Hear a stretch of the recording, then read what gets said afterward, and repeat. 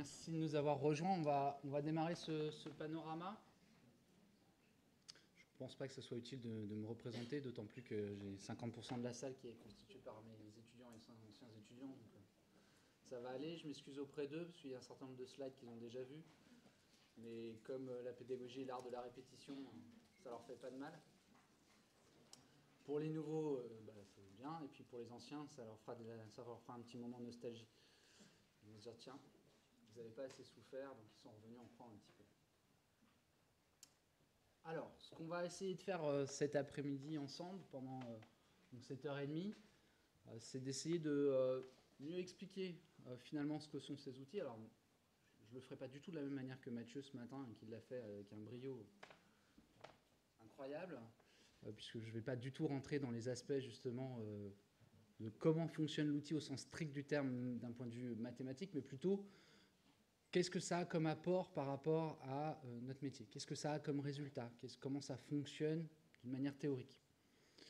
Je voudrais d'abord commencer par vous redonner des définitions, parce que c'est vrai qu'à un moment on utilise beaucoup de termes, intelligence artificielle, machine learning, text et data mining, etc. Donc on va essayer de redéfinir un petit peu tous ces termes pour que vous puissiez avoir une bonne idée de à quoi correspond chacun de ces termes et à quoi ils font référence. Vous verrez qu'en fait ces termes s'entrecroisent mais pas totalement, donc ils ne sont pas totalement synonymes. Ensuite on verra comment ça fonctionne. Vous verrez donc c'est pas du tout la même approche que ce matin, donc c'est bien, ça permettra de compléter l'approche qui a été faite ce matin. Ensuite je dresserai avec vous un petit catalogue des outils, c'est-à-dire tous les outils dont on a parlé ce matin, classification, OCR et autres, qui sont à notre disposition, à chaque fois en essayant non pas de dire comment ça fonctionne, mais plutôt de dire quel est le résultat, c'est-à-dire à quoi ça aboutit concrètement en fait. Et puis enfin, on reviendra sur comment déployer ces outils, parce que finalement c'est aussi ça qui est intéressant. La grande problématique, c'est pas simplement je fais un algorithme, j'ai fait un modèle de données, je suis un modèle, ça fonctionne, ça donne des jolis résultats, c'est comment concrètement on fait rentrer ça à l'intérieur de nos systèmes. Quelles sont les problématiques qui vont se poser, et en particulier les problématiques organisationnelles qui sont aussi très importantes et qu'il ne faut pas négliger, qui feront aussi l'objet en partie et en grande partie de la table ronde qui suivra. Alors ce qu'on va faire pour essayer que ça ne soit pas 1h30 de monologue complet et que en plus au retour du repas vous risquez de vous endormir et moi avec, on va essayer de dynamiser un peu les choses. Donc je vais à chaque fin de partie m'arrêter, puis s'il y a des questions, n'hésitez pas. Donc si vous avez des questions pendant l'ensemble de la présentation, eh bien vous la gardez pour la fin de la partie. On fait une séance de questions-réponses à la fin de chaque partie et on fait comme ça. Donc je ne mords pas, comme la plupart des gens ici le savent, enfin pas trop. Et du coup, il n'y a aucun problème, on peut répondre à toutes les questions. Il n'y a pas de questions stupides, il n'y a pas de questions bêtes, il y a juste des questions qui amènent des réponses. Alors d'abord, de quoi on parle en fait quand on parle de TDM, d'IA, de NLP, de TAL, de ML, de DL? C'est vrai qu'il y a énormément d'acronymes qui peuvent être utilisés dans ce milieu. Globalement, comme vous l'avez vu, et comme sur le titre de mon intervention, moi je parle de génération automatique de métadonnées pour essayer d'être le plus englobant possible. Et à quoi ça correspond? Alors d'abord, on va avoir le texte et data mining, en français fouille de texte et de données. Le texte et data mining renvoie à l'ensemble des méthodes qui vont nous permettre de manière automatique de générer, extraire un savoir ou une connaissance à partir d'une grande masse de texte pour le text mining ou de données structurées pour le data mining. De manière... donc le texte et data mining se recouvrent en partie, mais pas totalement, avec effectivement ce qu'on appelle l'intelligence artificielle, même si ce terme est impropre. Et de plus en plus, vous voyez des chercheurs ou des articles qui vous expliquent qu'il ne faut surtout pas l'appeler intelligence artificielle. C'est vrai. Malgré tout, on utilise beaucoup ce terme. À quoi il renvoie? C'est donc l'ensemble des méthodes et d'outils qui visent à reproduire un comportement humain par une machine ou une tâche effectuée par les humains. Ça peut concerner du texte et data mining, et du texte et de la donnée, pardon, mais ça peut aussi concerner d'autres éléments. On va voir ensuite des exemples à chaque fois. Au sein de la fouille de texte et de données, on a une partie qui est donc le traitement automatique de la langue, Natural Language Processing en anglais, et qui donc est le domaine qui vise à créer des outils de traitement automatique du langage, donc de la langue, et qui donc est une partie du TDM. Une partie du TAL utilise les technologies de l'intelligence artificielle, mais pas toutes. Les statistiques, sur lesquelles on a pu, certains, avoir des sueurs froides dans nos jeunes années. Donc c'est un domaine mathématique. On a beaucoup entendu parler ce matin de moyenne pondérée. Mais en fait, ça avait l'air très très simple, la moyenne pondérée. Je ne sais pas vous, en tout cas, tout d'un coup, j'ai compris la moyenne pondérée. Mais en fait, cette moyenne, c'est quoi? Ces statistiques, c'est donc le domaine mathématique qui consiste à recueillir, à traiter et à interpréter un ensemble de données avec des opérations mathématiques. Et donc, vous voyez que la statistique, c'est une partie du texte data mining. Par contre, vous avez besoin, donc pour une partie des technologies de l'intelligence artificielle, de statistiques. Par contre, il y a des statistiques qui ne relèvent absolument pas l'intelligence artificielle. C'est important parce que vous allez avoir beaucoup de prestataires qui vont arriver en vous disant oui, je fais plein de statistiques, moi aussi je fais de l'intelligence artificielle. Donc, bien repositionner les choses pour être très clair. Alors, donc le croisement entre la statistique, le text data mining et l'intelligence artificielle, c'est donc ce dont on vous a beaucoup parlé depuis ce matin, ce qu'on appelle l'apprentissage automatique. L'objectif de ces systèmes, c'est donc de pouvoir effectuer des tâches à partir d'un ensemble de caractéristiques et d'attributs communs qu'on va apprendre, entre guillemets, à la machine. En fait, c'est quoi? C'est ni plus ni moins que la machine qui va repérer des patterns, des motifs au sein d'un corpus de texte, d'images, de données. Et à partir de ce motif commun, il va pouvoir donc faire des déductions, des prédictions. On verra tout à l'heure de manière plus détaillée comment ça fonctionne.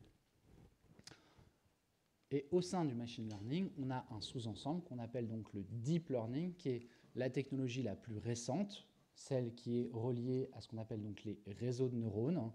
Et donc le deep learning, c'est donc l'apprentissage c'est des techniques d'apprentissage qui visent à reproduire donc le mécanisme des réseaux de neurones du cerveau humain. Alors on a vu ce matin que ce n'était pas exactement des neurones du cerveau humain, mais l'idée étant de pouvoir mettre en relation des différentes opérations mathématiques les unes avec les autres et de les relier pour pouvoir faire des déductions beaucoup plus importantes. Donc ça va, vous voyez, on essaye de repositionner chacun de ces termes et vous voyez bien qu'en fait, ils ne sont pas réellement synonymes. Ils sont tous, les uns et les autres, relatifs à une réalité. Alors maintenant, si je mets des exemples précis, si je prends l'intelligence artificielle toute seule dans son coin, un des exemples qu'on connaît le mieux, c'est donc la robotique. La robotique, c'est donc de reproduire des tâches des humains de manière automatique avec des machines. Ça ne relève absolument pas du text et data mining, mais pour autant, c'est de l'intelligence artificielle.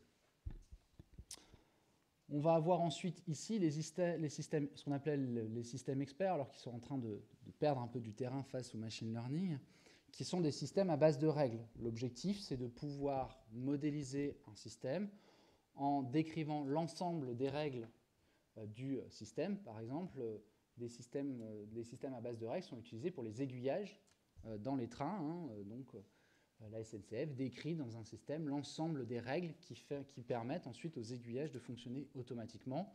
L'autre exemple, c'est la répartition de l'électricité par EDF. Alors, ils sont en train de changer leur méthode, ils passent au machine learning là, de plus en plus, mais jusqu'à présent, c'était des règles. Le problème de ce genre de système, c'est qu'il faut alimenter les règles et les maintenir.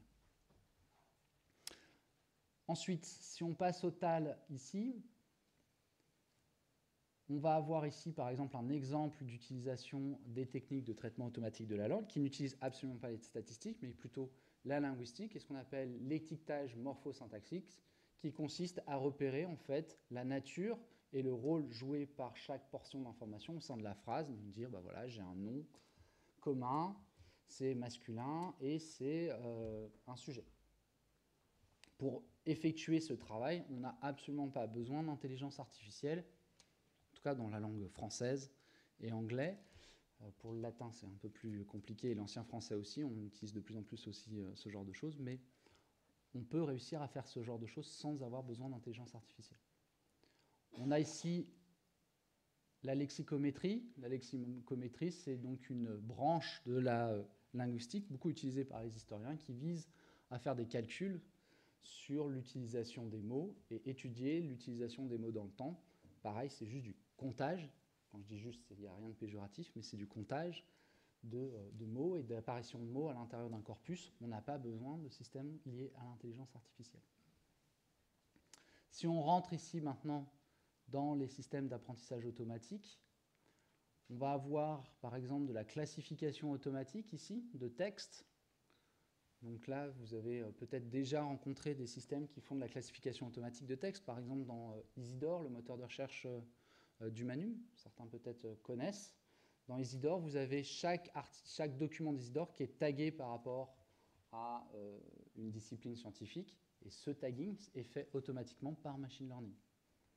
Mais vous utilisez aussi énormément, tous ou presque, ce genre de système dans Amazon, par exemple, dans Netflix, dans tous ces systèmes qui aujourd'hui utilisent les comportements des utilisateurs pour essayer de vous faire des propositions, des prédictions, ou pour vous orienter au sein d'un catalogue avec des systèmes qu'on appelle des systèmes de recommandation, qui utilisent des systèmes de machine learning.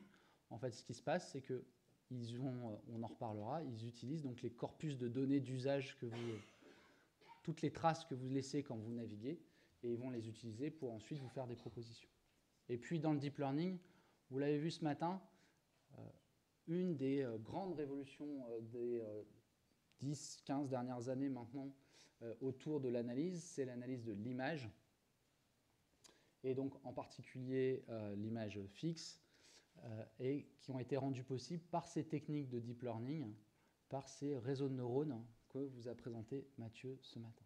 Ça va? Il y a des questions par rapport à ça? Non, c'est tout clair? Pas de questions.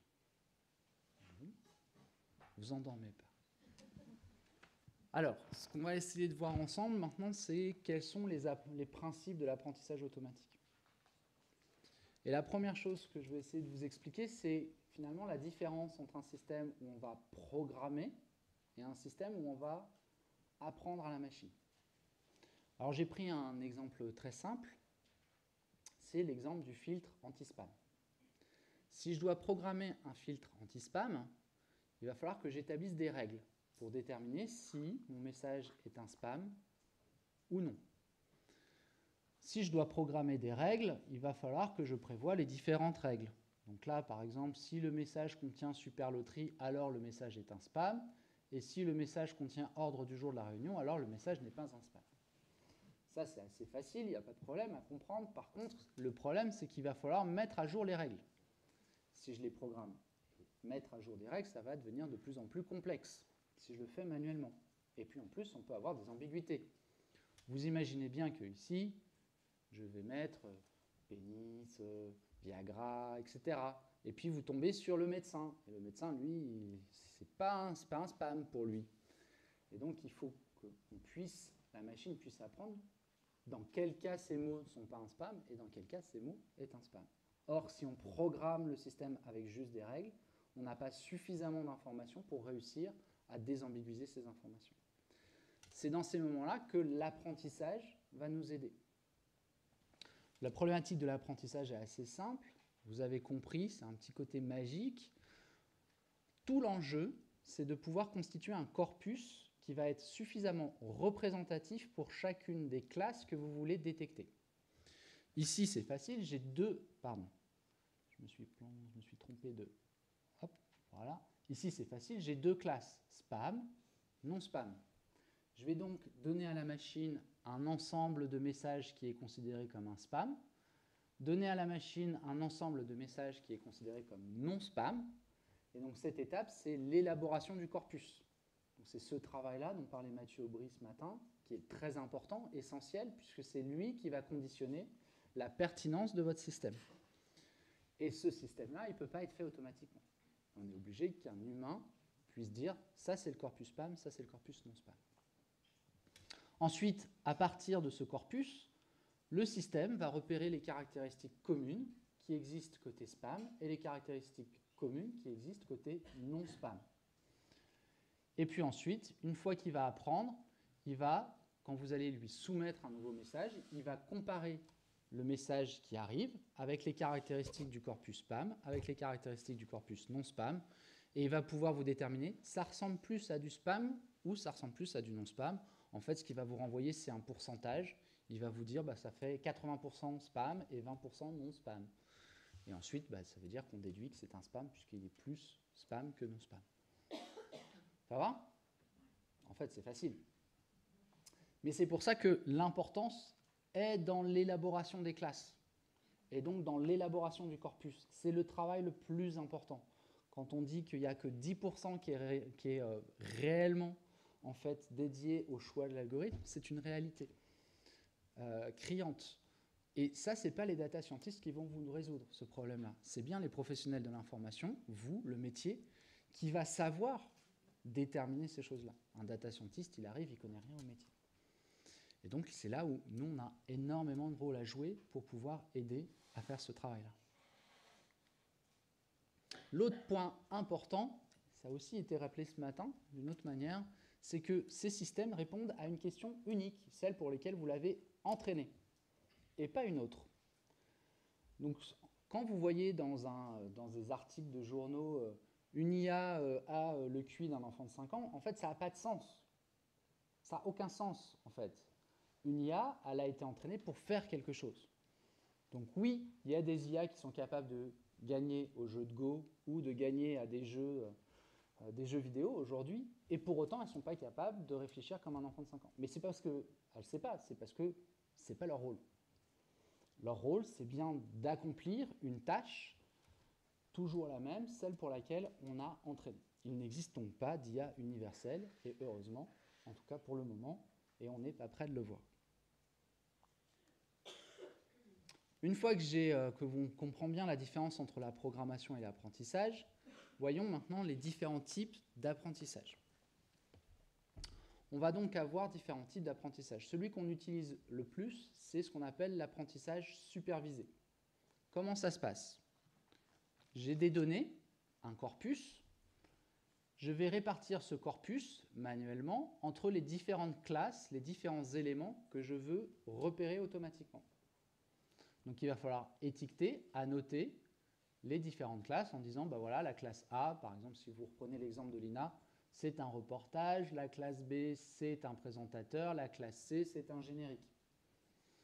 Une fois qu'on a un corpus qui est suffisamment représentatif, on va l'entraîner, ce corpus, et c'est là que l'algorithme va rentrer en jeu. C'est là qu'il va faire son travail de repérage pour chacune des classes, des motifs communs à chaque classe. Et c'est là que se situe la boîte noire dont vous parlez, Mathieu, ce matin, parce qu'on ne sait pas ce que la machine a pu voir comme étant un motif commun. C'est tout, à la fois l'angoisse et la beauté de ces technos, qui est que du coup, quand ensuite on va arriver à la troisième phase, à savoir la prédiction, est-ce que mon nouveau document est plutôt A, plutôt B ou plutôt C?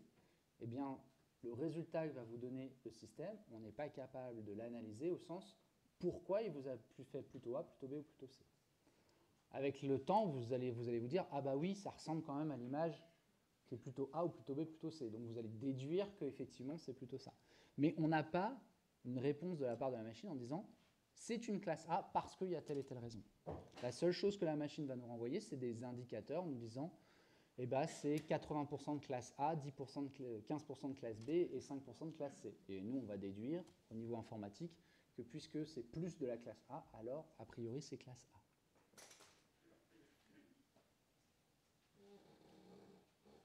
Bon, je l'ai déjà dit, mais je vais le redire à chaque fois en fait. Il faut des données de qualité.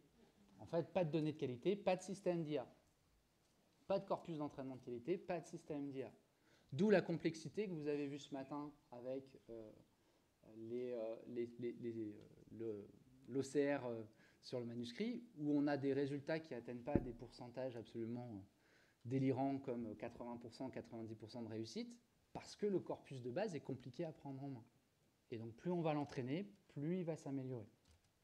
Après, on atteint des seuils, mais atteindre les seuils, on a pas mal de temps. Donc ça, c'est l'apprentissage supervisé. Après, vous pouvez aussi faire de l'apprentissage non supervisé. Dans ces cas-là, vous donnez à la machine un corpus, vous lui dites, dans ce corpus, tu vas créer tant de regroupements, 10, 15, 20, en fonction de votre corpus. Et automatiquement, la machine va répartir les différents documents par rapport au nombre de classes que vous lui avez demandé de mettre au point. Pareil dans ces cas-là, alors là, vous ne maîtrisez absolument pas le résultat. Vous allez juste récupérer des blocs, des clusters, on appelle ça, c'est un système de clustering, qui vont vous permettre d'avoir une vision de ce qu'il y a à l'intérieur de votre corpus. Ce qu'il faut préciser et qui est important, ce matin, on a vu de l'apprentissage non supervisé sur les images, par exemple. Quand Isabella nous a montré des groupes d'images identiques, c'était lié à de l'apprentissage non supervisé. Alors, faire attention avec ce genre de système parce que, étant donné qu'on n'a pas de sûreté sur comment le système a choisi ses classes, pour un utilisateur final, c'est assez compliqué d'analyser ce qu'il a en face des yeux. Ce qui est intéressant dans ce genre d'algorithme, enfin dans ce genre de méthode, c'est par exemple si vous avez un corpus de documents ou d'images sur lequel vous ne savez rien, ça permet de faire une première répartition. On verra tout à l'heure, quand on verra les outils, qu'il y a des très beaux use cases où ça a fonctionné, et moi j'ai aussi vu des use cases où c'était une catastrophe, en fait, ce genre de choses. La question est toujours la même, c'est est-ce que votre corpus, il y a des choses suffisamment significatives pour que la machine réussisse à créer ces classes automatiquement, en fait. Le dernier, c'est donc la prédiction. L'idée de la prédiction, c'est l'idée de sortir un chiffre. Alors là, l'exemple que j'ai pris est très simpliste, hein. L'idée, c'est de pouvoir calculer le prix d'un appartement, enfin d'un bien immobilier. Dans ces cas-là, on ne va pas apprendre à la machine, on ne va pas lui donner du texte, comme on l'a vu sur l'apprentissage supervisé, ou un groupe de documents. On va lui donner des données structurées, on va lui dire, bah voilà, tu as plusieurs critères, on appelle ça des features, et pour chacun de ces critères, voilà les différentes informations qui sont liées dans mon corpus d'entraînement. Donc par exemple, là j'ai pris la surface, le nombre de pièces et la localisation avec les prix. Et l'idée, c'est qu'ensuite, quand je vais faire ma prédiction, je vais lui demander quel est le prix d'un appartement qui a telle et telle et telle caractéristique. Et en fait, il va comparer par rapport à l'ensemble des éléments de son corpus pour me donner un prix. Évidemment, plus le corpus est complet et plus vous avez de données et de lignes à l'intérieur de votre corpus d'entraînement, et plus le système sera pertinent, comme ce matin avec les œuvres d'art, hein. C'était exactement le même principe. Plus vous avez d'œuvres d'art qui sont référencées, bien référencées, avec beaucoup de features, plus ça va fonctionner. Là, effectivement, dans mon exemple, avec trois critères et 3 exemples, ça ne fonctionnera absolument pas, bien sûr, d'autant plus que je n'ai pas suffisamment de lieux et que si je demande Nantes, il n'a aucune information par rapport à Nantes. Ça revient en boucle, je pense que vous l'avez compris, hein, les données de qualité, là, ça va, je n'ai pas besoin de le répéter. Alors donc, les différents types de sorties, du coup, d'un système d'apprentissage. La classification, supervisée, donc là, l'idée, c'est j'ai un corpus, je l'entraîne par rapport à des classes, et donc je prédis une classe sur un document qui n'est pas classé. Quand je parle d'un document, ça peut être un document textuel, ça peut être une image, ça peut être une vidéo, ça peut être tout ce qu'on peut imaginer qui a de l'information. On peut faire ensuite du regroupement par apprentissage non supervisé ou de la prédiction par rapport à l'apprentissage de différents critères. Est-ce qu'il y a des questions? Vous allez me laisser... Ah, merci, c'est gentil.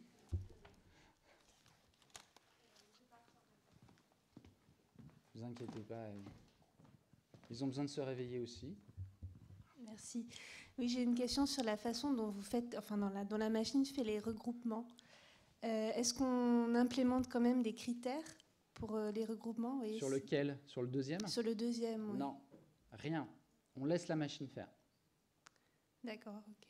Donc, par exemple, on a si c'est du texte, prenons le cas du texte, elle va utiliser l'apparition des mots, donc le nombre de fois où les mots apparaissent à l'intérieur du texte, leur répartition, l'endroit où ils apparaissent, pour déterminer que ce texte-là est plus proche de celui-là qu'un autre. Je simplifie à l'extrême, mais l'idée est là. Et du coup, quand vous allez récupérer le résultat, vous allez avoir en fait un groupe de documents avec voilà la liste des documents qui sont dans ce groupe et voilà la liste des mots qui représentent ce groupe. Et donc, vous allez avoir en fait une liste de mots caractéristiques du groupe avec ordonné dans l'ordre du nombre de fois où apparaît le mot à l'intérieur de l'intérieur du groupe. Mais vous avez rien fait, c'est lui qui a fait tout seul. C'est la même chose pour l'image. Pour l'image, c'est exactement ça, fonctionne exactement de la même manière. C'est pour ça que mettre ce genre de choses pour un utilisateur final, c'est pas forcément le bon choix. Par contre, voilà, c'est ce que montrait Isabella ce matin. Vous avez 1 million d'images, vous ne savez pas ce qu'il y a à l'intérieur. Bah, ça vous donne déjà, ça vous débroussaille déjà le terrain et ça vous permet d'avoir une visibilité sur ce qu'il y a à l'intérieur de votre corpus quand vous ne savez rien, quoi. Ça répond à votre question ? Oui, merci. Enfin, on décide quand même, on lui dit quand même quoi regarder à la machine. Là, c'est vous qui soumettez le corpus. Mots, là, tu regardes non, vous lui soumettez les corpus, point. Et après, si c'est une image, bah, c'est lui qui va déterminer qu'en fait, il y a des animaux, ou il y a des couleurs, ou il y a des formes qui se ressemblent. C'est tout. Mais ce n'est pas vous qui allez le déterminer, ça. C'est le côté un peu flippant de la chose. On est tout à fait d'accord. C'est le côté un peu magique de la chose. Choisissez votre camp. En fait, au-delà de la blague, ce qui est intéressant, c'est plus vous allez utiliser ces systèmes-là et plus vous allez savoir comment il a... Enfin, même si vous avez... D'un point de vue informatique, ce qu'aimerait un informaticien ou une personne, c'est je veux que la machine me dise exactement pourquoi. Bon, en réalité, ça, il ne sait pas le faire. Par contre, avec l'habitude, Olivio, que vous avez vu ce matin, qui a présenté avec moi, il fait des modèles toute la journée. Il sait très précisément pourquoi, à un moment donné, il n'a pas classé au bon endroit. Parce que la machine va lui dire c'est pas bien classé à tel pourcentage. Il va analyser par rapport à l'ensemble de ces autres images. Il va dire ah bah oui, c'est parce que en fait là c'est rouge et tout mon autre corpus c'est bleu, quoi. Ou parce que là il y a un mec en 3/4 alors que d'habitude c'est des mecs qui sont debout. Voilà. Donc il n'y a rien qui implicitement demanderait à ce que le regroupement ait des corpus, enfin des quantités d'items comparables ou quoi que ce soit. On peut très bien avoir 1 million d'items dans un regroupement et un item dans le deuxième. Tout à fait. D'accord. Tout à fait. Alors après, les algos essayent de pondérer en fait ça. C'est-à-dire qu'ils essayent quand même de faire en sorte qu'ils soient à peu près égaux. Mais c'est du rattrapage en fait. C'est la dernière partie de l'algo, là, ce qu'a montré Mathieu, l'essai-erreur. Et du coup, souvent, c'est là où il commence à se planter. Ouais. D'autres questions ? Non ?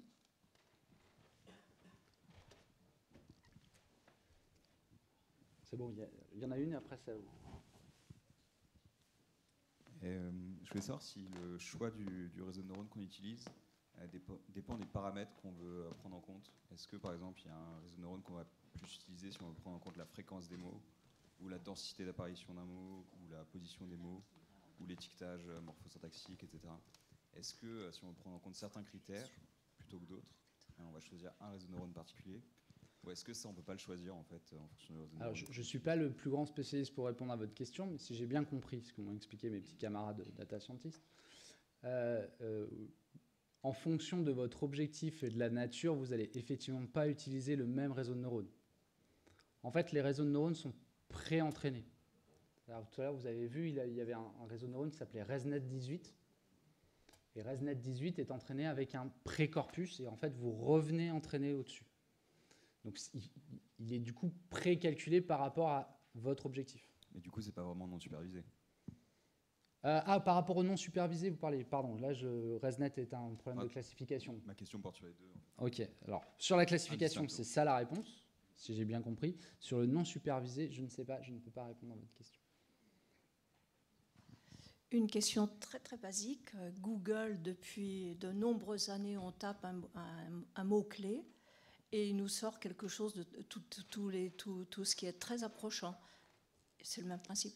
Ils utilisent des systèmes de similarité, oui, aussi. Oui, tout à fait, par regroupement. Alors qu'ils ne sont pas forcément exactement les mêmes algos, mais ils en ont aussi. Ils n'ont pas que ça. Ça va? Encore une question. Moi, je me pose la question parce que je fais le lien aussi avec votre présentation de ce matin sur la manière dont vous travaillez dans les processus pour relier, faire rentrer en jeu les référentiels d'Olina. Je te réponds tout à l'heure. D'accord, ok. Mais voilà, mais ici aussi, tu l'as mentionné, Alors, le rôle des référentiels et données de qualité pour l'apprentissage supervisé. Alors, quand je parle de référentiel ici, je vais quand même répondre à ta question. Quand je parle de référentiel ici, quand je parle de classe, en fait, c'est des référentiels. C'est-à-dire quand tu mets au point une classe pour déterminer les différentes structures d'un JT, c'est un référentiel. Quand tu vas utiliser, là c'est le cas maintenant, on est en train de faire des tests pour taguer automatiquement les sujets de JT, c'est-à-dire dire ça parle de ça, on va utiliser le référentiel de nom commun. Ça veut dire que... Mais pourquoi on utilise le référentiel de nom commun? Parce qu'il y a déjà un corpus qui est annoté. Donc on réutilise le corpus annoté, qui a été annoté par nos documentalistes, pour entraîner la machine à reconnaître et à thématiser. Donc c'est en ça où je dis que les référentiels sont essentiels. Parce que de toute façon, il faut bien réutiliser des données qu'on a déjà annotées, et celles-ci, on les a déjà annotées.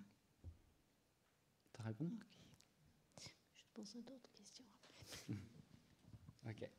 Je pense qu'il y a dans les outils, on va répondre aussi à ta question. Merci. Ok.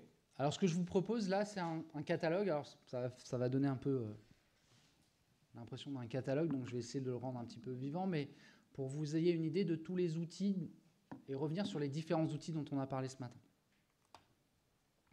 Alors, moi, je viens de l'INA. Alors, ce qui est très intéressant avec l'audiovisuel, c'est que du coup, on a accès à tout, à la fois de l'image, du son et du texte. Donc, du coup, on va pouvoir mettre en perspective l'ensemble des outils à disposition.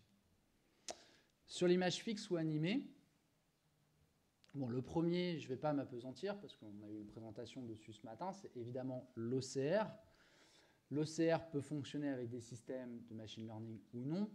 Par exemple, ici, là, sur Gallica, on utilise des systèmes d'OCR qui ne fonctionnent pas avec machine learning.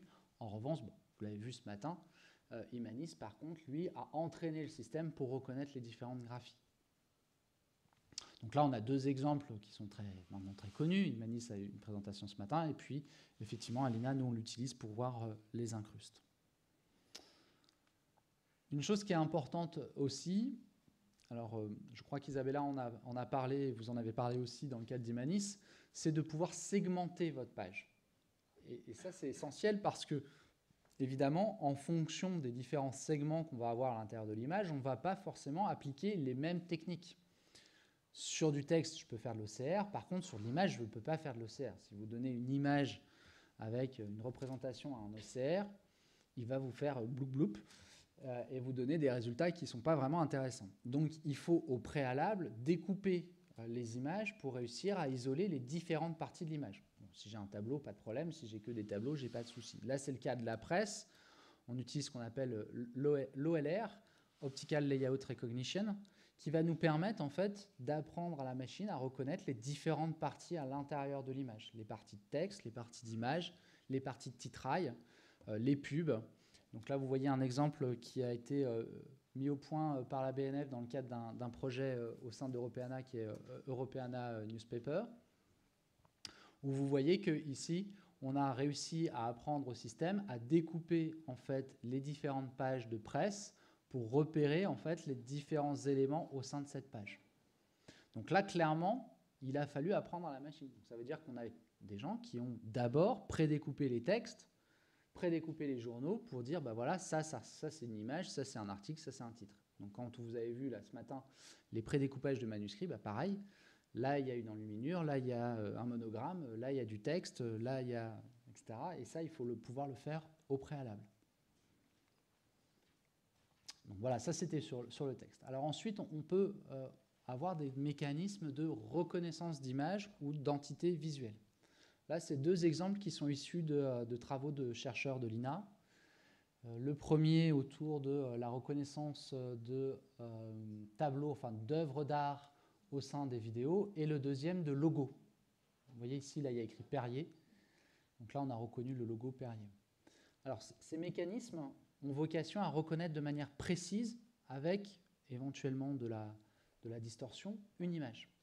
L'objectif de ces mécanismes, c'est vraiment de faire de la comparaison d'images. J'ai une image d'un côté, j'ai une image de l'autre, et j'essaye de remettre en perspective les deux.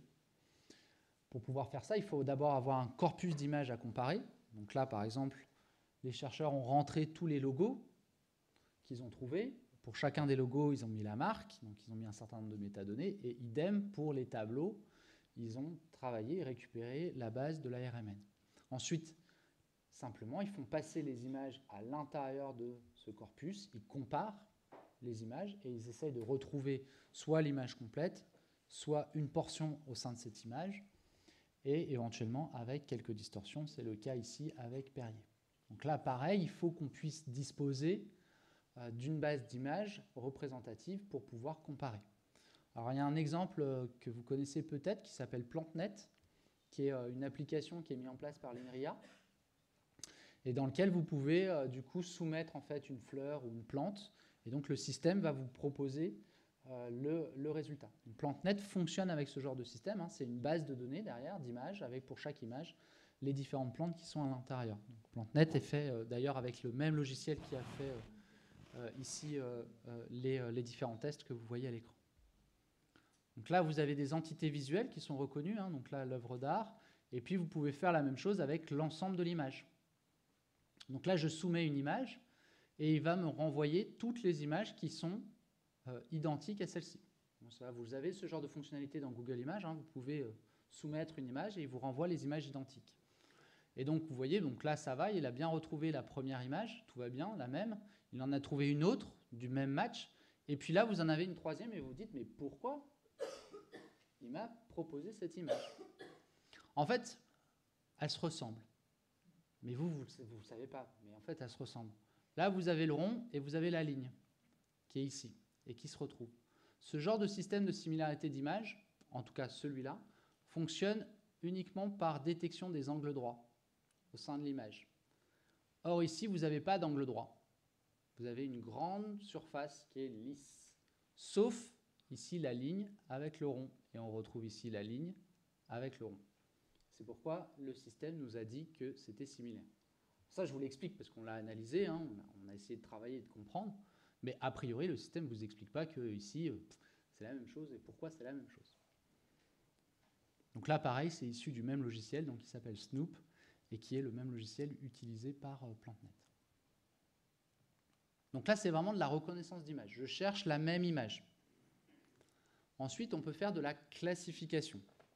La classification, c'est de pouvoir retrouver des images qui ressemblent à une autre image, qui ressemblent à une classe. Ça veut dire que quand vous allez soumettre une image, il ne va pas vous dire « cette image ressemble à une autre », à telle autre image, il ne va pas vous chercher une similarité en termes « c'est exactement la même », il va dire « ça a les mêmes caractéristiques que telle ou telle classe ». Donc, là ici, je vais déterminer une classe présentateur, je vais déterminer un certain nombre d'images pour représenter cette classe présentateur, une classe météo avec pareil un certain nombre d'images pour la classe météo et une classe reportage avec un certain nombre d'images. Pour commencer un système de classification, il faut à peu près une centaine d'images par classe, à la base. Pour que le système fonctionne vraiment très bien, il faut à peu près 500 à 1000 images pour que ça commence à devenir très pertinent.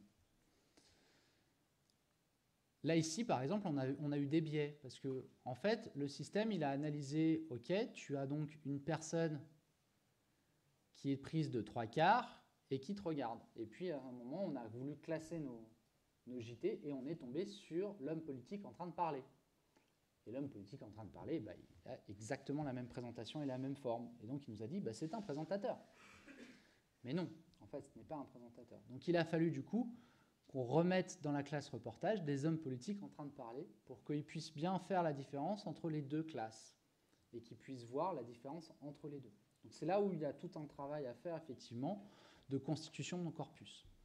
Et ensuite, je vais donc soumettre une image qui n'est pas dans mon corpus pour qu'ils puissent me dire « Ah ben voilà, celle-ci, elle est à 99,89% un présentateur. » Sauf que là, vous voyez, c'est bien Puge, c'est bien Pujadas, pas de problème. Il est coupé 3/4, mais ce n'est pas le même studio avec lequel je l'ai entraîné précédemment, hein, puisque ici, j'avais un studio avec des couleurs, alors que là, j'ai un studio avec du bleu.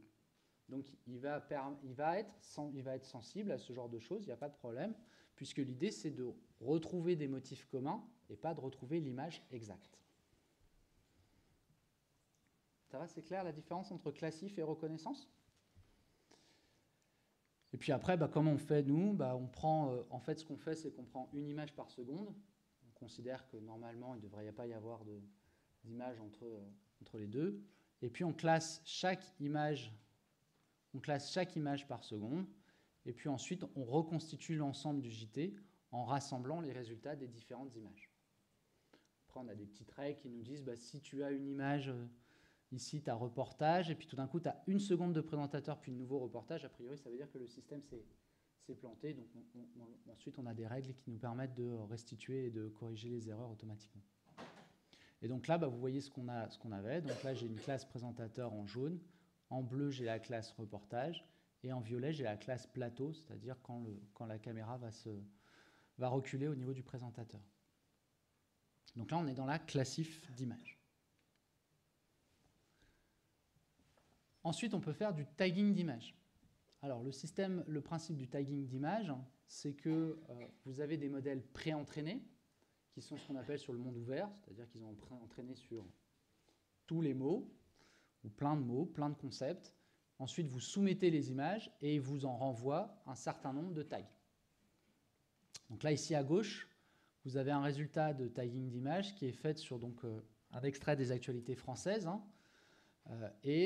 voilà ce que nous a répondu, en l'occurrence, là c'est fait avec les outils de Google, voilà ce que nous a répondu Google par rapport à ça. Alors, c'est assez pertinent en fait, en réalité, quand vous voyez les premiers résultats et les premières fois où on a lancé les algos, c'est assez pertinent. Le problème, c'est que ça fait beaucoup de bruit. Donc, la question qui se pose ensuite, c'est comment j'utilise en fait ce résultat?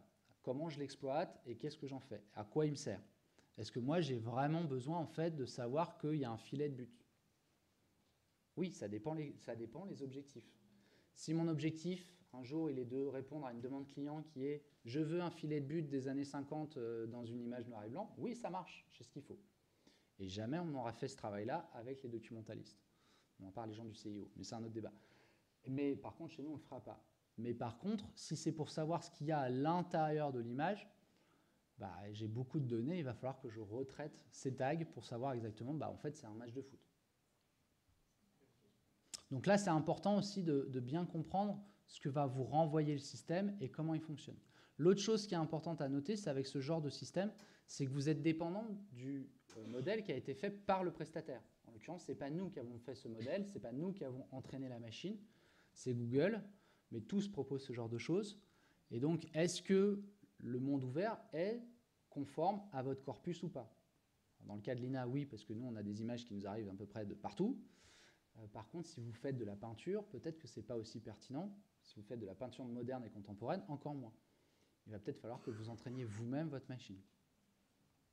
Donc là, c'est important de pouvoir le faire. Un autre exemple, là aussi, chez Google. Alors, ici, celui-là, il est sur l'image animée. C'est-à-dire que vous envoyez la vidéo et il vous tag et il vous timecode la vidéo. Là, c'est sur de l'image fixe où il va faire de la notation géographique. Vous lui soumettez une image et il vous dit d'où elle vient avec ses coordonnées géographiques. En l'occurrence, ça, c'est une photo que j'ai prise de la cathédrale de Strasbourg, donc qui est prise sur le côté gauche de la place de la cathédrale. Et donc, je l'ai soumise à Google qui, effectivement, ne s'est pas trompé et m'a mis à disposition donc, la coordonnée géographique qui est bonne. Il y a à peu près 20 millions de lieux qui sont référencés chez Google. Les autres prestataires ont à peu près les mêmes bases. C'est eux qui ont la plus grosse base. À signaler que Google a libéré 5 millions d'images géotaguées pour permettre à tout à chacun de refaire son entraînement chez soi avec son propre système. Alors, ce n'est pas par mécénat, hein, c'est leur objectif. S'ils ont libéré les 5 millions, ça veut dire qu'ils ont plus chez eux. Il ne faut pas s'inquiéter pour eux. C'est aussi pour pouvoir, derrière, amener les gens à utiliser leur propre système pour pouvoir calculer. Puisque l'enjeu, c'est de pouvoir avoir le corpus.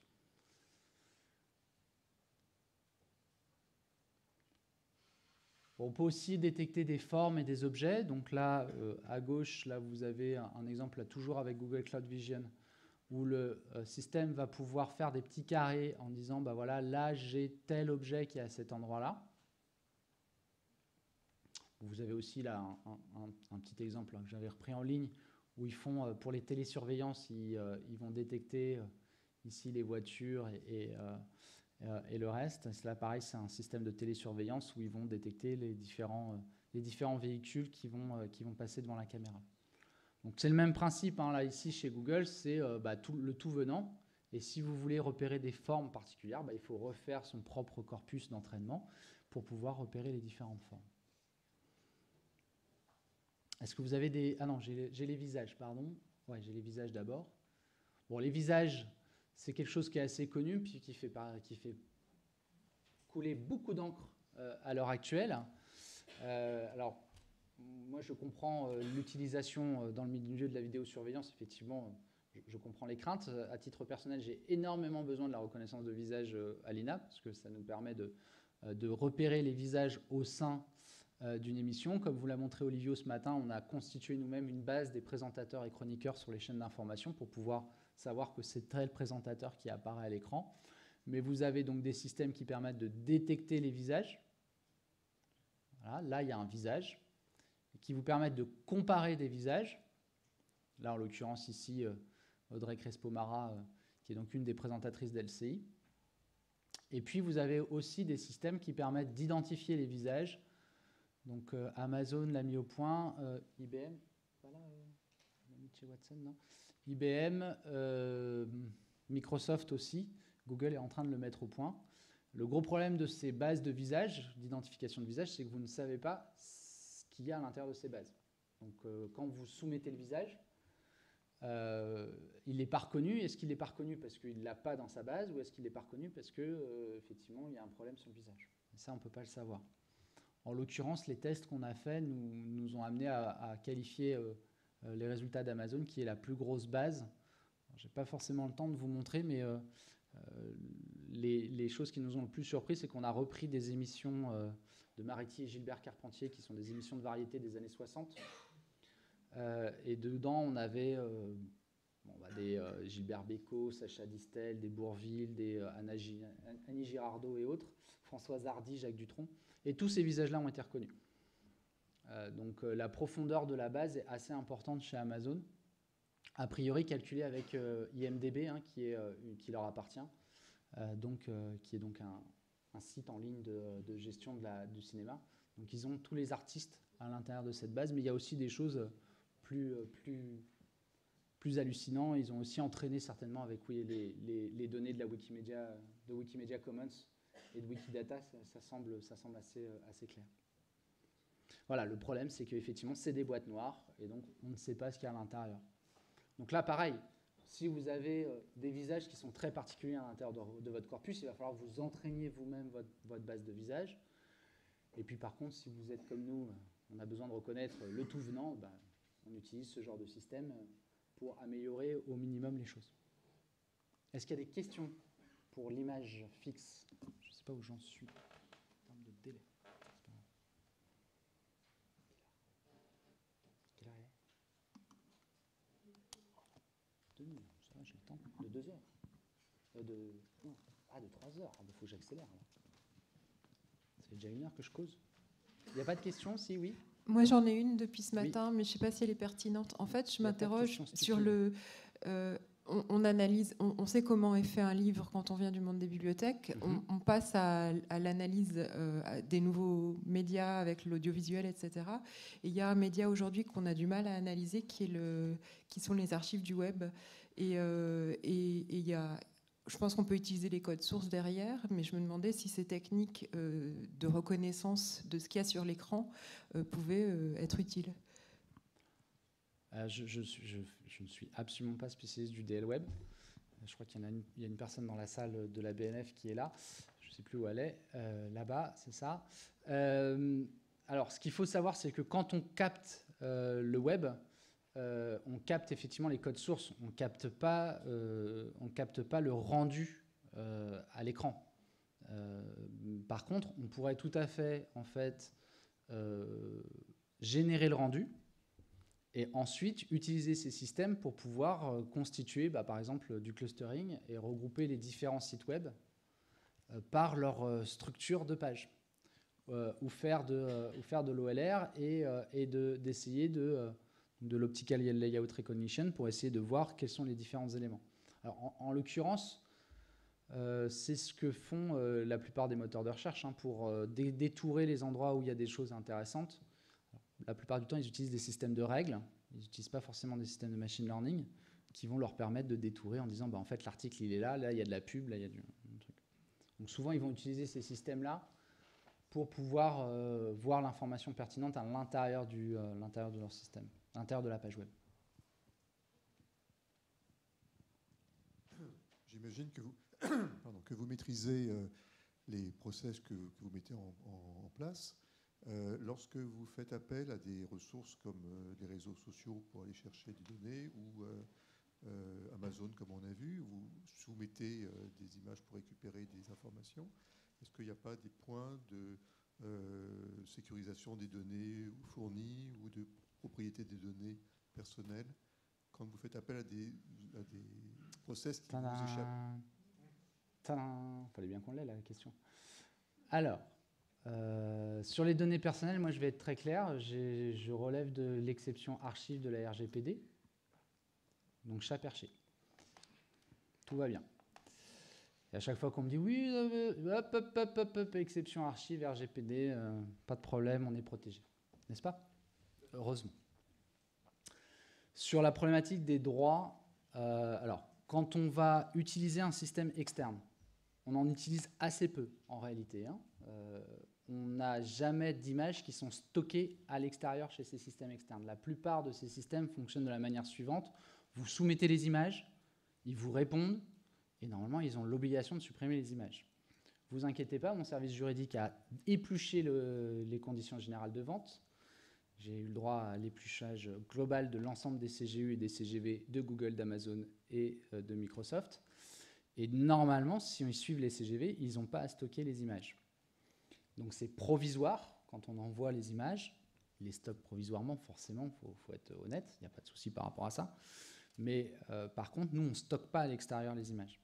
Et le cas d'Amazon est intéressant parce que quand on a fait les tests de tagging d'images, Amazon demande à stocker les images d'abord chez eux, puis à lancer le tagging chez eux. Et là, donc, on a éliminé le test d'Amazon à ce niveau-là. Sur les visages, il ne le fait pas. Il prend le visage et après, il le supprime. Donc oui, effectivement, il faut regarder les conditions générales de vente et d'utilisation avec les services juridiques. Moi, effectivement, ça finit par être fait. Alors par contre, un petit conseil, j'espère qu'il n'y a pas de juriste dans la salle. N'allez pas voir au préalable vos juristes, en fait. Parce que ça sera non, et c'est normal. Et pareil, n'allez pas voir non plus votre RSSI, il n'y a pas de RSSI dans la salle, de ce responsable de sécurité de système d'information, parce que ça va être non aussi. Et c'est logique, parce qu'en fait, leur job, il n'est pas d'être gentil, il est de faire leur job.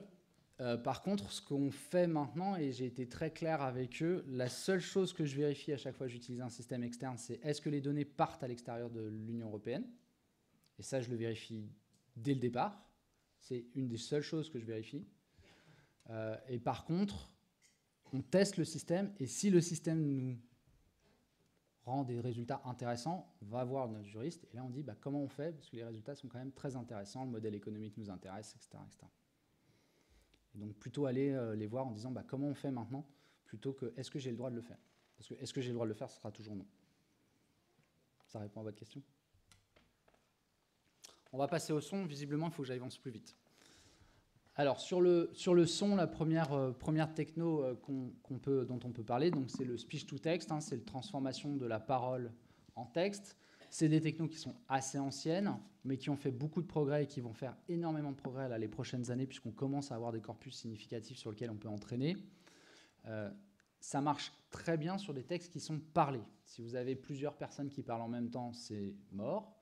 Si vous avez c'est sensible aux accents, ça a été évidemment entraîné sur nos accents parisiens.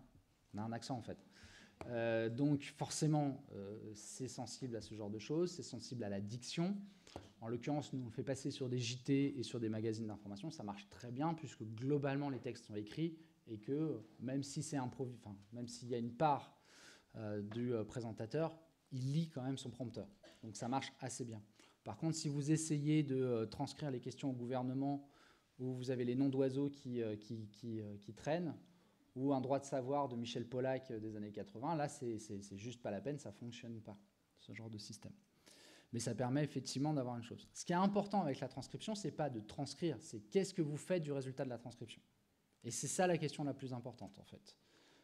Juste transcrire du texte, bon, voilà. Et après, ok, ça donne 80% de résultats bons. Ok, mais par rapport à quoi, en fait ? Est-ce que vous voulez juste indexer dans un moteur de recherche, comme on fait avec l'OCR, par exemple, sur Gallica, ou est-ce que vous voulez juste chercher les extractions d'entités nommées ? Est-ce que vous voulez en faire des sous-titres ? Si vous voulez en faire des sous-titres, vous êtes obligé d'avoir 100%. Si vous voulez juste faire des extractions d'entités nommées, c'est-à-dire repérer les noms de personnes, vous n'êtes pas obligé d'avoir 100%, et ça ne vous intéresse pas forcément. Donc ce qui est important là, ici, dans le système de transcription, et qui est essentiel, c'est bien de penser à l'usage et à ce qu'on veut en faire derrière. De la même manière qu'on a de la reconnaissance d'image, on va avoir de la reconnaissance de son. Olivier y a fait allusion ce matin. On peut faire de la reconnaissance de jingle, par exemple. Bon, là, en l'occurrence, c'est le cas. C'est les premiers tests qu'on a fait pour LCI. On reconnaissait le jingle de LCI pour pouvoir voir les endroits où on avait de la pub.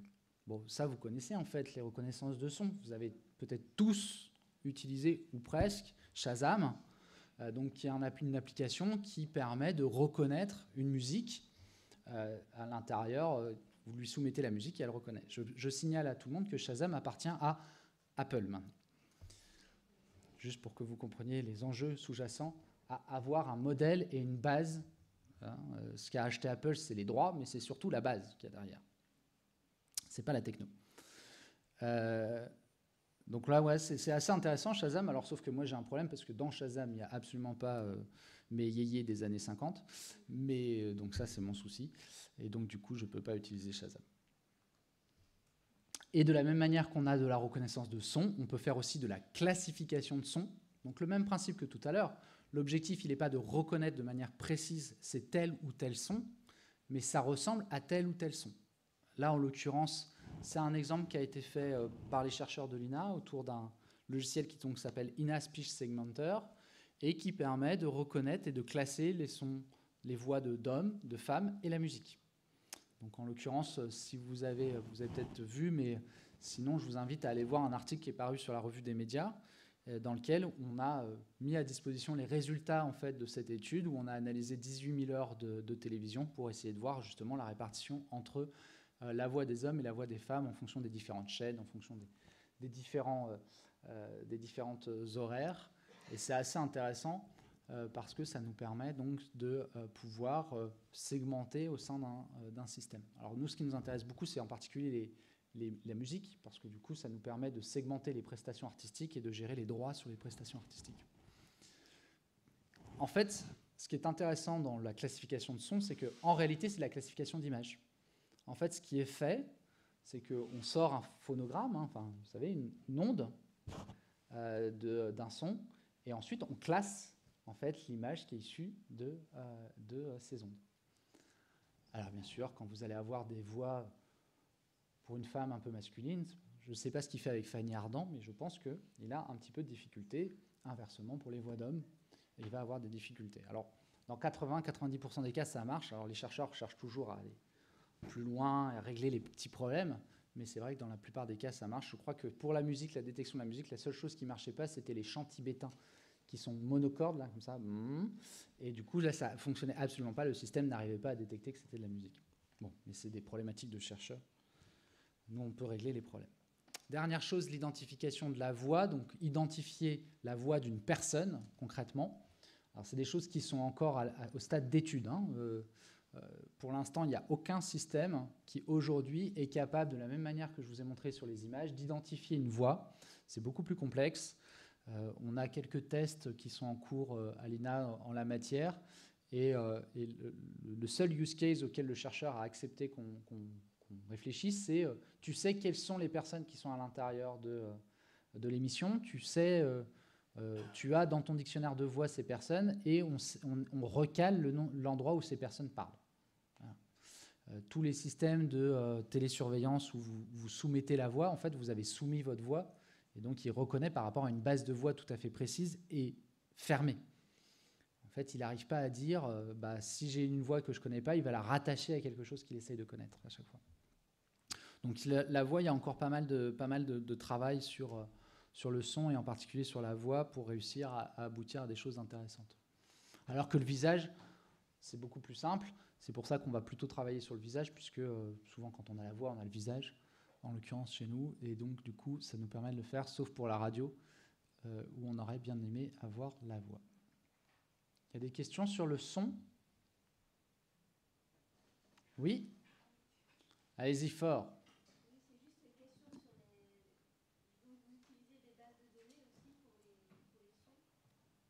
On peut constituer des bases de données de reconnaissance de son, oui. On le fait peu. Hein. Pour l'instant, on en est vraiment au balbutiement sur cette partie-là.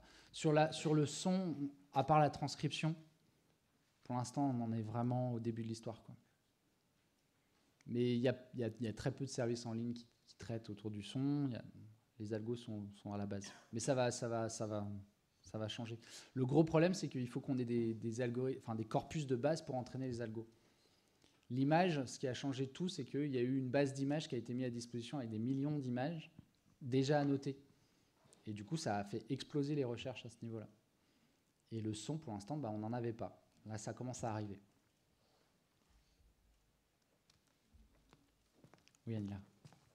Ah, t'as raté. Vas-y. Ah, tiens, vas-y, Sabine, prends le temps que...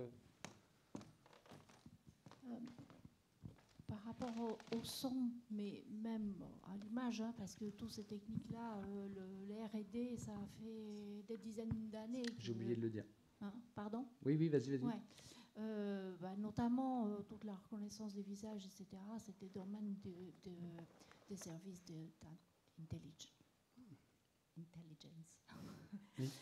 De sécurité américain, Oui. etc. Hein. Donc c'est vrai que là, on parle de corpus d'images libres et bien des bases importantes, mais je suppose que le domaine R&D qui n'est pas encore connu au public et qui ne nous a pas encore atteint, même pour le son, j'entends, est-ce que vous en avez une idée de l'état de la recherche vraiment, sur le son, je pense que je vous l'ai montré. On ne doit pas être très très loin de la réalité. C'était ça, hein, parce que... Ou alors des choses qui sont vraiment très loin dans les labos et pas très avancées par rapport à ça. Sur les visages, effectivement, il y a énormément de choses. C'est très ancien. C'est très ancien, mais ça a fait beaucoup de progrès avec les nouvelles techniques liées au machine learning et à la mise à disposition. Sur les visages, la grande question, c'est ce qui se passe en Chine, quoi. Il n'y a aucune information, et si ce qui nous renvoie la propagande chinoise est vrai, ils ont des années d'avance sur les bases de visages chez eux. Mais en termes d'écrits scientifiques, j'entends. Hein, je ne peux pas te dire exactement à ce niveau-là. Je n'ai pas un suivi très précis. Sur la voix, je crois que c'est on est à peu près... Là, ce que je vous ai montré est à peu près à l'état de là. D'accord, merci. Oui, c'était sur l'exactitude de la transcription. Oui. Est-ce qu'il y a besoin d'un passage encore de l'œil humain ou de correction? Ça dépend ce que vous voulez faire. Si vous voulez faire du sous-titre, oui. Et en fonction de ce que vous annotez, enfin de ce que vous transcrivez. Si vous transcrivez de la fiction, par exemple, oui. Passer un système de transcription sur un dessin animé, vous allez voir, c'est assez rigolo. Et si vous voulez des sous-titres, oui, il va falloir que vous repassiez derrière. Si votre objectif, il est d'avoir une idée à peu près, une idée de ce qui est dit à l'intérieur du système, ça va, ça suffit. Donc la question, c'est quel est l'usage que vous allez avoir du résultat de la transcription. Et en fonction de cet usage, vous allez pouvoir savoir si vous voulez repasser ou pas derrière. Oui, moi j'avais en tête un usage qui serait la transcription en direct aussi. Parce que là, vous fonctionnez à partir de données. Moi, je fonctionne que sur mes données. Ouais. Alors sur la transcription en direct, je ne sais pas où ils en sont. Je sais que Google teste ce genre de choses, mais à des prix totalement exorbitants. Et parce que ça demande des grosses puissances de calcul. Et la plupart des sous-titres qui sont faits en direct sont faits avec des systèmes qu'on appelle le perroquet. À savoir que c'est une personne qui saisit en fait, il y a ce qui se passe à l'écran, une personne est à côté, répète ce qu'il entend à l'écran, et une personne saisit ce que la personne répète, fait. Il me reste 15 minutes. Et un dernier point, c'était comme corpus ou base de données, ce serait peut-être des livres audio, ce serait intéressant. En fait, Mozilla a lancé un projet pour constituer une base de corpus de voix libre. Donc on va pouvoir disposer énormément de cette je pense que c'est ça qui va faire beaucoup de différence, c'est de pouvoir disposer de corpus libres. Mais les livres audio, ouais, pourquoi pas, c'est une bonne idée. Parce que, ouais, le texte... Simplement, je ne suis pas sûr que Amazon va être tout à fait d'accord qu'on aille utiliser ces bouquins de chez Audible pour aller faire le nécessaire. Mais oui, c'est une bonne idée. Ouais. Si vous êtes chercheur, allez-y. Je vais aller vite parce qu'il me reste 15 minutes, paraît-il, et je n'ai pas abordé tout. C'était trop long. Je pensais que je serais trop court. Bon, l'extraction et l'identification sur le texte. L'extraction et l'identification d'entités nommées. Donc là, l'idée, c'est de pouvoir repérer les noms de personnes, de lieux, d'organisations. La plupart des systèmes libres, il y a plein de systèmes libres qui font ça assez bien. Je trouve que ce n'est pas encore l'extase, mais voilà. Et vous avez pas mal de systèmes en ligne qui font ça et qui font ce qu'on appelle de l'identification. C'est-à-dire que non seulement ils vous disent c'est un nom de personne, mais en plus, c'est cette personne-là. Et donc, ils vous renvoient maintenant, la plupart du temps, l'identifiant dans le projet Wikidata, ou dans Wikipédia, mais souvent, c'est le projet Wikidata, pour vous dire, c'est cette personne qui est à cet endroit-là. Comment ils font ? Ils utilisent le contexte, en fait. C'est-à-dire qu'ils vont regarder les mots avant, les mots après, ils vont étudier le contexte pour savoir quels sont les mots qui sont en relation avec les systèmes, autour de l'entité que vous avez à votre disposition. Donc le test ultime, je vous le donne pour vérifier qu'un système d'identification d'entité nommée est intéressant, c'est François Hollande, le président François Hollande est allé en Hollande manger des fromages. Et là, vous voyez si il a bien réussi à avoir François Hollande d'un côté et Hollande de l'autre, le pays. La plupart du temps, les systèmes se sont réentraînés tous à partir de 2012, mais au moment où Hollande est arrivé au pouvoir, tous les systèmes se plantaient. Savoir qu'à chaque fois qu'il voyait François Hollande, on avait le droit au pays et à Pays-Bas. Donc on n'est pas exempt d'erreur, on l'a dit déjà. Et toute la question par rapport à ces entités nommées, par exemple, c'est de savoir ce qu'on fait de l'erreur. Est-ce que vous acceptez l'erreur ? Et là aussi, c'est le use case. Si vous n'avez rien d'autre, comme disait tout à l'heure Jean-François, on n'avait rien d'autre. Donc de toute façon, entre ça et rien, c'était mieux que rien. Mais si vous avez autre chose ou la capacité d'autre chose, ça se réfléchit. Et surtout, prévenir les utilisateurs la provenance des données. Cette donnée-là a été générée automatiquement ou pas. C'est vraiment important qu'on puisse avoir ce genre d'indication. La classification automatique, comme pour l'image, comme pour le son, on fait de la classification automatique pour le texte, j'en ai parlé tout à l'heure, à savoir qu'on peut entraîner le système pour pouvoir associer automatiquement des mots-clés. Même principe, vous avez un corpus déjà annoté, vous le soumettez à votre système, et ensuite, il va pouvoir vous dire, voilà, ce texte est plutôt du... Et en fonction des différentes classes, là en l'occurrence ici, il est entraîné avec le référentiel de l'INA. Un exemple de classification, deux exemples de classification non supervisée, donc de clustering automatique, qui ont fonctionné. Ce sont deux exemples qui sont issus du même chercheur, qui travaille sur les corpus de presse, pour le premier, de la BNF, donc Pierre-Carl Langlais. Donc sur le premier exemple, en fait, il a fait de la classification non supervisée sur la presse et sur les résultats de l'OLR, de la segmentation des pages de presse, pour essayer de voir comment apparaissaient en fait les différents sujets sur une page de presse. Et ensuite, il s'est aperçu que les différentes classes qu'il avait, il les a renommées derrière en disant « Ah, ça ressemble plutôt à de la politique ou à plutôt du fait divers ». Mais à la base, les classes ont été calculées automatiquement. Donc ça marchait. Il faut être honnête, mais il est très honnête. Vous pouvez aller voir les billets de blog, il le dit, qu'il a quand même du bol, parce que en fait, ça ne marche pas toujours aussi bien. Et alors là où il ne savait pas quel est le résultat que ça allait avoir, c'est qu'il a fait la même chose sur les romans du 19e, trouvés dans Gallica. Et en fait, il a lancé l'algo sans savoir. Et il s'est aperçu que le système réussissait à repositionner chaque roman dans la classe qui lui appartenait correctement. Ça veut dire que dans ce cas-là, les romans avaient des mots suffisamment caractéristiques pour être rattachés à la bonne classe. Là, en l'occurrence, ici, vous avez roman d'aventure ou Robinsonade. Et les premiers mots, c'est ver, trou, trésor, savant, sable, rivière, poudre. Et là, si je vais prendre l'opposé avec le roman sentimental, vivacité, union, tendresse, supporter, situation, sentiment. Ça veut dire que le vocabulaire était suffisamment spécifique pour que le clustering automatique fonctionne. Et après, c'est lui qui a remis les noms des classes par rapport à chacune des classes qui sont apparues. Là, pareil, Pierre Karl a l'honnêteté de dire dans son billet que le moment où il présente, où il lance l'algo, il ne sait absolument pas que ça va avoir ce résultat et que ça va être aussi pertinent. Moi, j'ai fait le même travail sur des comptes rendus de cours d'appel. En l'occurrence, je crois que c'était Nanterre ou Versailles, je ne sais plus. Et c'était une catastrophe. Le système est d'un racisme absolument hallucinant. Voilà, je ne vous fais pas de dessin. Et ça posait énormément de problèmes. Il était hors de question qu'on fasse sortir ces résultats à l'extérieur. Bon, mise en relation automatique de contenu, donc ça c'est quelque chose qu'on connaît bien, soit par similarité. Là c'est le cas ici, on compare les différentes métadonnées et à partir de la comparaison des différentes métadonnées, ben là en l'occurrence on a une vidéo sur Depardieu au Théâtre National de Strasbourg dans Tartuffe et le système nous propose Tartuffe à la Comédie Française, page théâtre, extrait de Tartuffe, où il a juste comparé les différentes métadonnées entre elles. Là, c'est un autre exemple qu'on a mené à l'INA où on compare en fait l'actualité avec notre fond et on met en relation automatiquement les événements d'actualité avec les sujets qui sont à l'intérieur de notre fond pour essayer de pousser à nos commerciaux les sujets de JT dans notre fond qui sont en rapport avec l'actualité.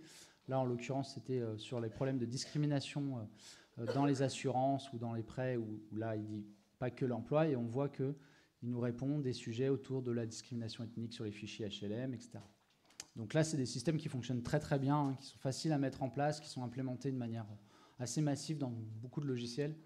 Donc c'est assez facile à mettre en place. Le dernier, donc, c'est ce dont on parlait tout à l'heure, l'analyse de la similarité, non plus par le texte, mais par le comportement des utilisateurs. On va donc réutiliser les traces que vous avez laissées, à savoir est-ce que vous avez visité telle et telle ou visionner dans le cas de Netflix telle série ou telle série ou telle série. Et du coup, il va vous proposer des informations qui vont être en relation avec ce que vous avez vu ou en relation avec ce que les autres utilisateurs ont vu. Alors attention avec ce genre d'algorithme, parce qu'ils vont avoir tendance, évidemment, à mettre toujours en avant les mêmes contenus, puisque plus le contenu a été regardé, plus on a des traces, et plus on a des traces, plus on a des informations pour pouvoir le faire. Donc c'est plutôt de la prédiction et pas de la prescription qui est faite. L'objectif étant plutôt de privilégier ce qu'on appelle le haut de la longue traîne, même si c'est remis en question maintenant, savoir tous les éléments qui sont beaucoup vus et de les mettre en avant.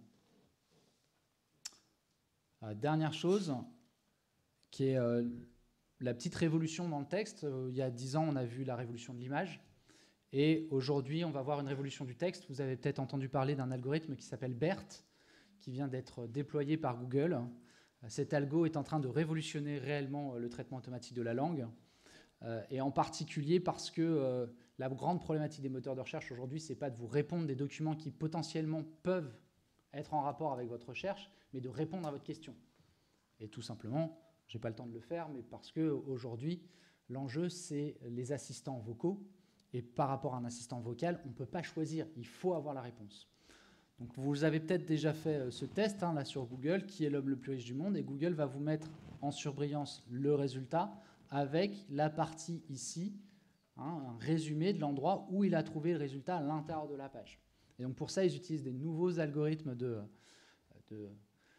en plus je parle de ça devant Alix, mais qui travaille là-dessus, d'analyse du texte, et en particulier donc, cet algorithme qui s'appelle BERT, qui est sorti l'an dernier, et donc qui a été entraîné maintenant avec parce que ça a été fait sur l'anglais d'abord, maintenant c'est entraîné avec des modèles français par l'INRIA, dans un projet qui s'appelle Camembert.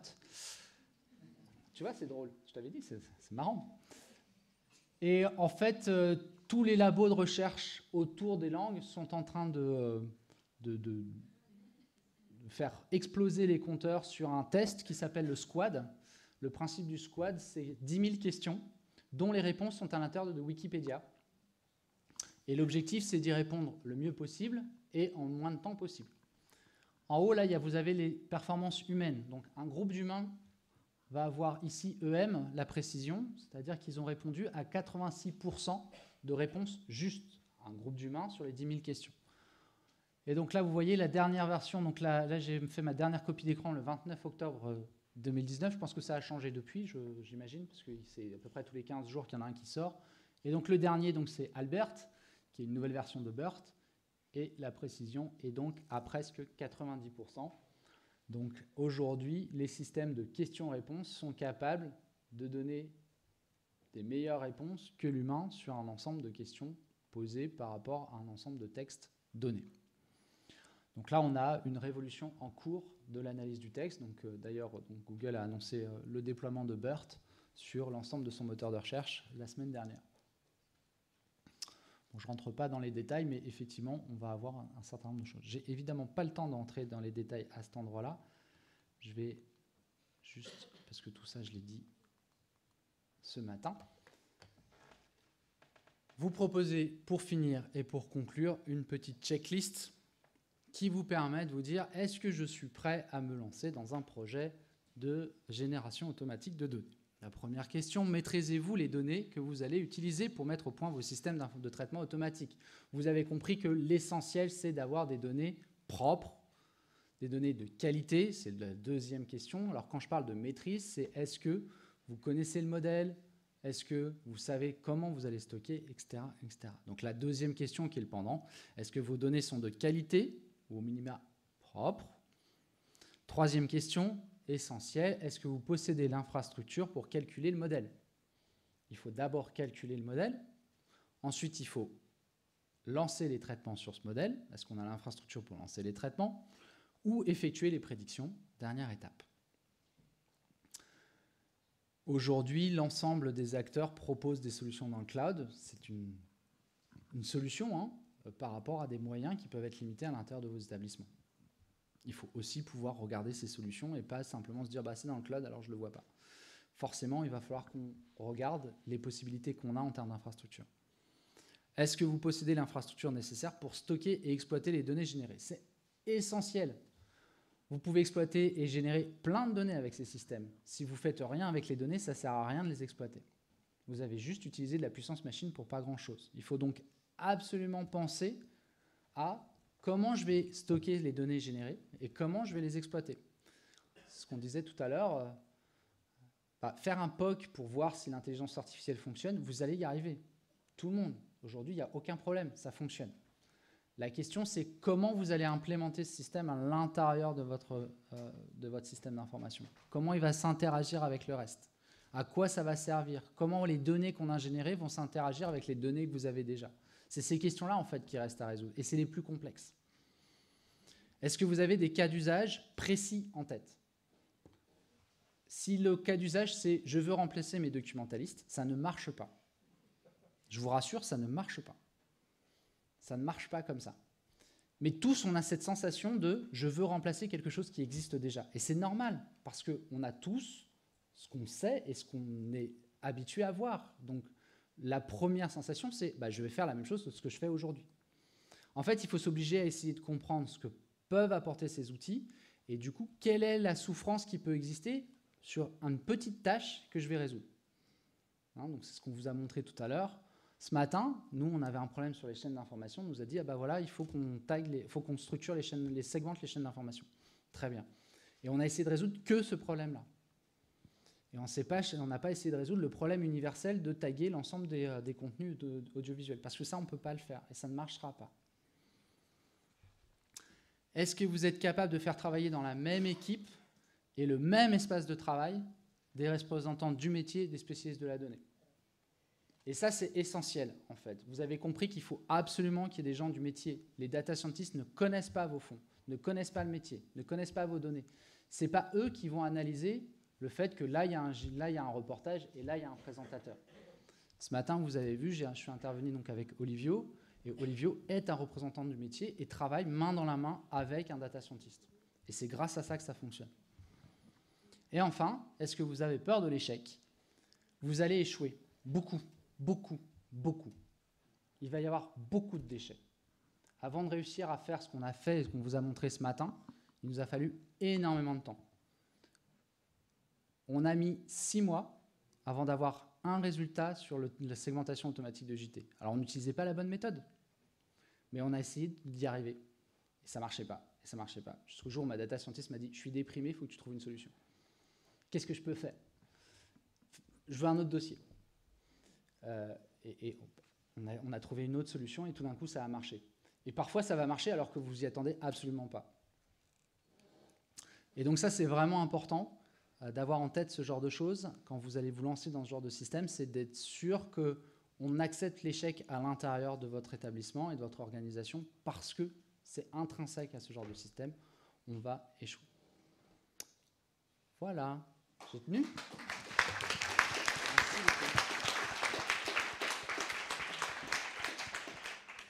Est-ce qu'on a le temps encore pour quelques petites questions, non? Est-ce qu'il y a des questions sur la fin? Je suis désolé, j'ai été un peu plus vite.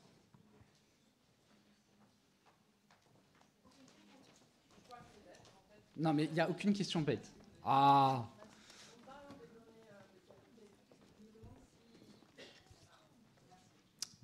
Si c'est toujours, c'est toujours mieux d'avoir plus de données, ou s'il y a une limite ou... C'est une question intéressante. Pas bête. Très intéressante. En fait, étant donné que je vous ai dit, plus on entraîne la machine, et plus ça marche bien. En fait, c'est pas vrai. Il y a un seuil. Il y a un moment donné, ça sert à rien, en fait. C'est-à-dire que même si tu vas rajouter des données, ton système d'entraînement ne va pas mieux fonctionner parce que les équilibres entre les classes vont atteindre une limite. Voire même, ça va être l'inverse, on va surentraîner une classe et du coup, elle va avoir des erreurs par répercussion. Donc, il y a une espèce de juste milieu à trouver qui n'est pas toujours simple, qui peut prendre un peu de temps et qu'il faut réussir à trouver au bon endroit. Voilà. Avec les réseaux de neurones, on a moins ce problème-là. On peut lui mettre pas mal de choses. Mais avec les anciens systèmes d'apprentissage, c'était un peu plus le cas. Ouais.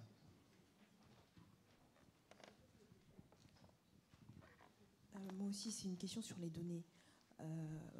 Beaucoup d'institutions culturelles ont numérisé en masse sur plusieurs années. Maintenant, on va dire plus d'une dizaine d'années, avec une grande hétérogénéité dans leurs données, puisque les technologies ont évolué au fil des ans. Et est-ce que ces nouveaux systèmes pourraient être un moyen pour, on va dire, nettoyer nos données, améliorer nos données? Alors, vous parlez de l'image? Yes. Donc du scale-up? Yes. On balbutie, mais on commence. Alors, je n'ai pas les résultats, je suis désolé, il faudrait que je les intègre dans ma presse, j'ai oublié de les intégrer. On commence à travailler sur du scale-up d'images. En particulier, chez nous, on a des gros problèmes sur les images des années 80, puisqu'elles étaient sur de la VHS toute pourrie. Et quand on les a numérisées, de toute façon, on ne fait pas de miracle. Et on commence à travailler là-dessus. Avec ces systèmes de machine learning, on en est au balbutiement. Mais ça va venir. Ça va venir, ça va venir. Si vous allez voir toutes les confs audiovisuelles, des archives audiovisuelles, genre la Fiat, ou même à la JTS, je crois, cette année, il y avait une com sur cette question-là. Vous verrez qu'il y a des coms à chaque fois sur cette question-là. On commence à avoir des résultats qui commencent à être intéressants. Moi, j'en ai vu aussi chez nous. Où en fait, ce qu'on fait, c'est qu'on apprend à la machine les dégradations qui sont faites au fur et à mesure par les différents systèmes. Donc, en fait, on lui dit, j'ai une image 4K, j'ai une image qui vient de la VHS, je sais quelles sont les dégradations qu'il y a eu entre les deux, et donc on apprend à la machine à reconnaître les dégradations et à les réparer automatiquement. Ça donne des résultats assez intéressants. Mais vraiment, on en est au départ. Là, ils ont fait... de toute façon, on ne compressait pas... Je sais pas. Je préfère pas vous dire de bêtises. D'autres questions? C'est bon? Faut que j'aille.